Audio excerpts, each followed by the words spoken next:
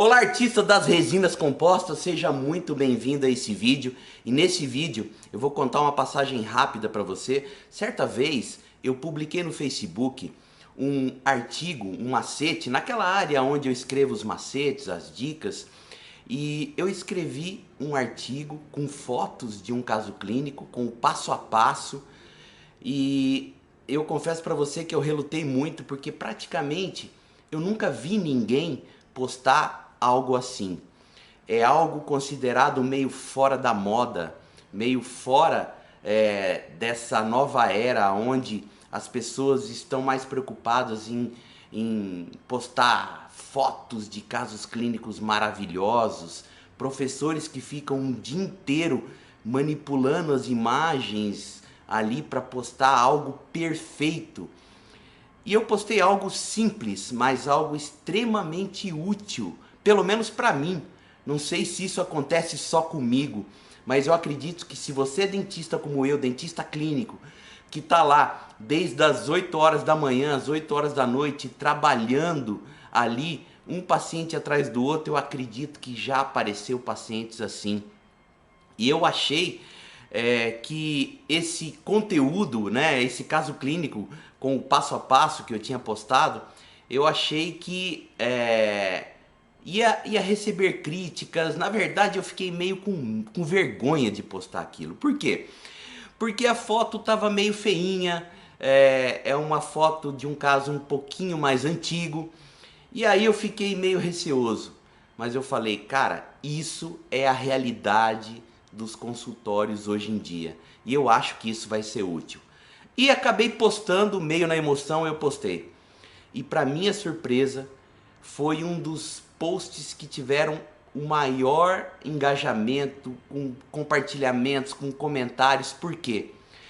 Porque realmente isso acontece no dia a dia do consultório.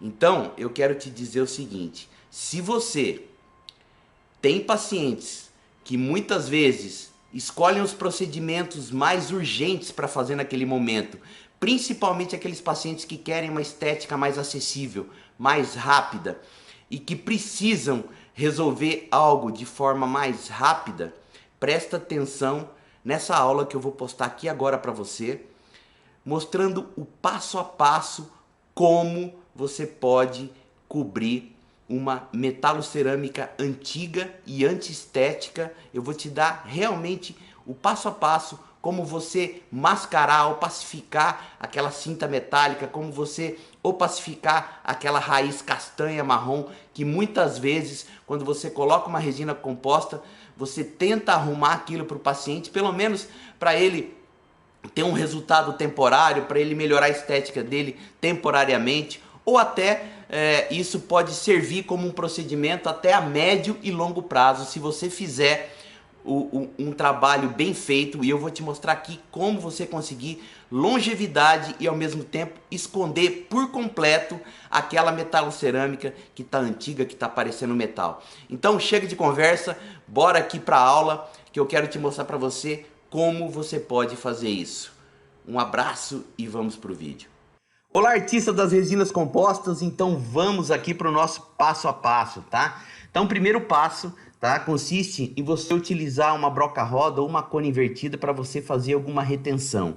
Tá? Isso se você não tiver aí no seu consultório, que é o que eu indico, fazer aí um jateamento de óxido de alumínio em toda a superfície, tanto aqui na cerâmica, quanto na bordinha aqui de metal, quanto até na raiz, tá?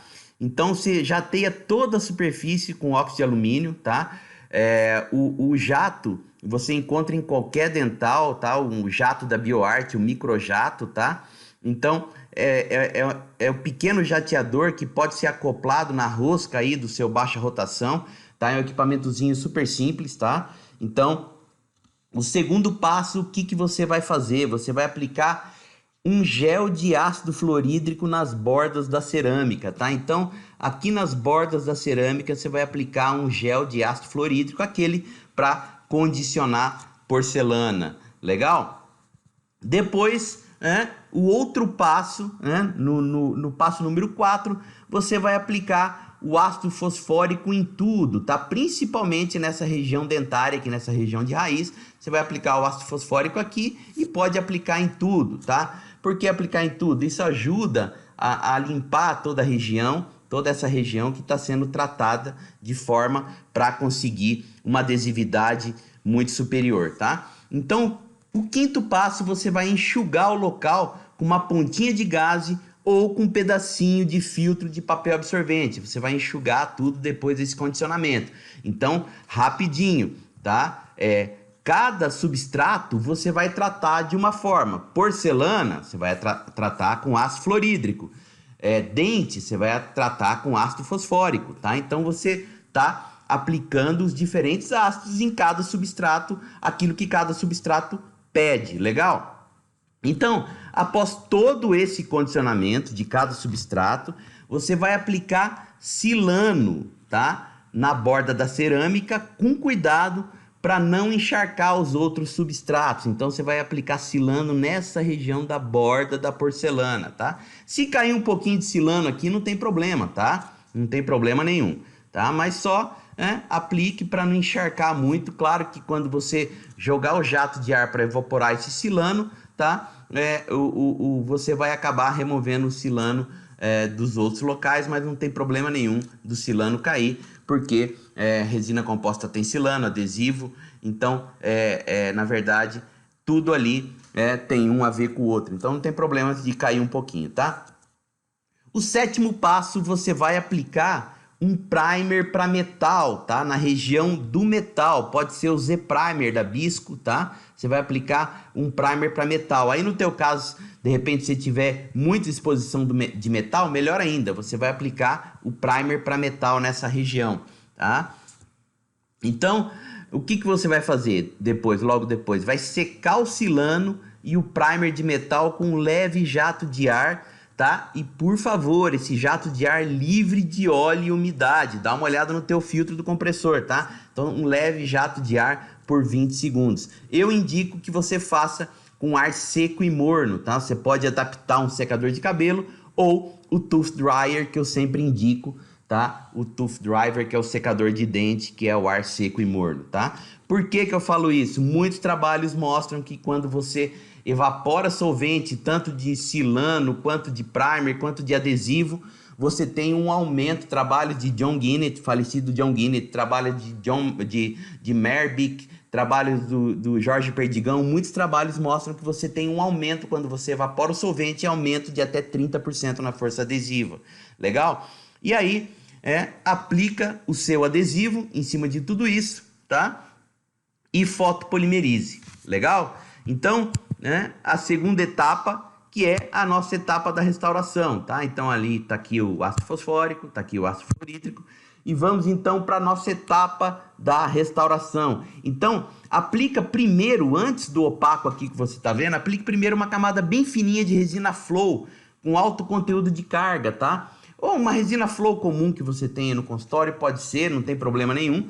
Então você aplica uma resina flow, tá? Logo depois, você vai aplicar, como você está vendo aqui, tá? Essa resina flow embaixo aqui do opaco, ela tem que ser muito fininha, tá? Só para a gente conseguir uma adesividade forte da resina flow, porque muitas vezes esses corantes opacos não têm uma adesividade tão forte quanto uma resina com carga ao adesivo, tá? Então, a gente aplica uma camada bem fininha, depois vem aqui com um corante branco opaco, tá? Exemplos de marcas comercial de um corante branco opaco como esse, pode ser o Opaque da Angelus, pode ser o Monopaque da Ivoclar, pode até usar o branco, o Final Touch da Voco, o branco dele. Você pode utilizar também o Pink Color Opaquer da Cosmident, também é muito interessante.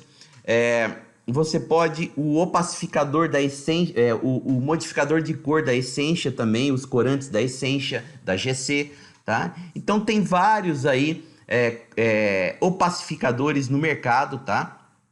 Que você pode aplicar. Então, nesse momento que você está vendo aqui no slide, você vai achar que não vai dar certo. Por quê? Porque tá tudo branco. Mas agora é a hora de compensar esse branco neve aqui, aplicando um corante laranja, tá? Então vamos lá, ó. Aí a gente depois desse branco, a gente vai aplicar então um corante laranja, legal? Olha lá. E aqui tá o corante laranja, tá? E aí você vai fazer o quê? Nesse passo, tá? Você cuidado com esse corante laranja para ele não deixar mais escuro do que o resto da coroa que você tá vendo aqui, tá? Para que esse corante laranja? Para quebrar esse branco aqui. A gente precisa quebrar esse branco. Então, com o corante laranja, a gente está intensificando, cromatizando essa região aqui, esse branco, tá? Porque a gente tem que transformar esse branco com um aspecto de dentina. Então, a gente está querendo transformar esse branco opaco, que a gente aumentou o valor, aumentou a luminosidade, quebrando o preto, agora com laranja. Então, resumindo, se tá preto, se tá escuro, você põe um branco. Depois do branco, você tem que cromatizar isso. Você tem que deixar isso com cor de dentina. Então, para isso, você usa um corante laranja que não toma muito espaço. Legal? Então, aí você espalha esse corante, vai espalhando esse corante, tá? Aí, nesse caso agora aqui, você utiliza uma resina mais opaca, tá? Uma resina mais opaca ou uma resina para dentina.